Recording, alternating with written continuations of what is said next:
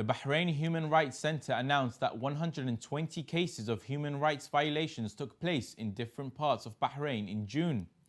The organization further stated that during the past month, many sectarian violations have been registered in Bahrain, which has led to the suffering of Shia citizens. More details in this following report.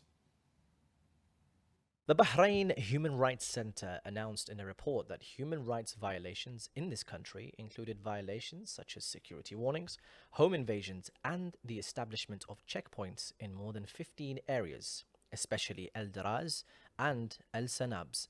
It also adds that Bahraini authorities have summoned 15 people and arrested 8 people in the past month.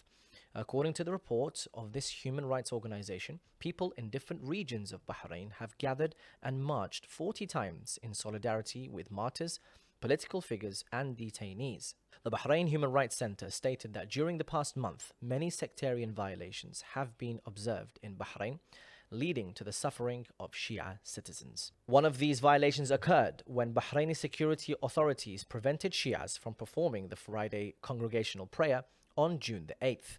According to this human rights organization, Al-Draz town has seen restrictions on freedom of movement in the past years.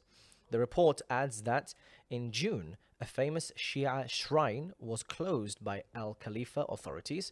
Some local institutions and people of this country launched a media campaign to restore and reopen this shrine.